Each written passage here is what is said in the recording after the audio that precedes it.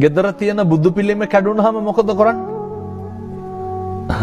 ඒක අරගෙන ගිහිල්ලා පන්සලේ බෝධිය ගාවෙන් තියනවා. ඒකත් හොරෙන් ගිහින් තියන්නේ. ඒකත් හොරෙන් ගිහින් තියන්නේ. මනස්ගත නෙමෙයිද? ගෙදර බැල්ලියක් පැටව ගැහුවහම මොකද කරන්නේ? අරගෙන ගිහිල්ලා පන්සලට දානවා. දාලා කොහොමද හිත හදාගන්නේ? පිරිමි සතානම් ගෙදරට ගෑනු සතානම් පන්සලට.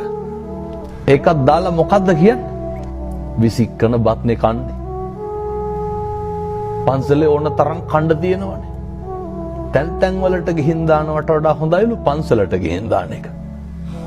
මේ මිනිස්සුන්ගේ හිතවල තියෙන පිං කියලා හිතාගෙන ඉන්න මනස්ගත මතක තියාගන්න. ධර්මයේ හැසිරෙන එක ගැඹුරු නෑ. බුදුහාමුදුරුවෝ වේලුද්දාරාජ ගමට වැඩියට පස්සේ ගමේ හිටපු වේලුද්දාරාජ වැසි බමුණෝ ඇවිල්ලා බුදුහාමුදුරුවන්ගෙන් අහනවා පින්නතුනේ බුදුහාමුදුරුවනේ අපි සල්ලි හොයන මිනිස්සු. අපි හැම වෙලේම වැඩට යන මිනිස්සු. දැන් මේ අපේ පින්නතුනුත් එහෙමනේ නේ. වෙලාව හරි අඩුයි. බුදුහාමුදුරුවෝ දේශනා කරේ මේ දේශනාවේ තියෙන මහ විශිෂ්ට දේශනාවක්. අපේ රන් රිදී මසු කහවණු දරන මිනිස්සු බුදුහාමුදුරුවන්ට ඇවිල්ලා මේ බමුණෝ කියන්නේ අපිට ඔබ වහන්සේ කියන විදිහට බණ අහන්න වෙලාවක් නැහැ. ධර්මයේ හැසිරෙන්න වෙලාවක් නැහැ. අපිට කරන්න පුළුවන් දෙයක් කියන්න. අපේ බුදුහාමුදුරුවෝ මොකද්ද දේශනා කරන්නේ? අත්ූපනායික ධර්ම දේශනා කරනවා.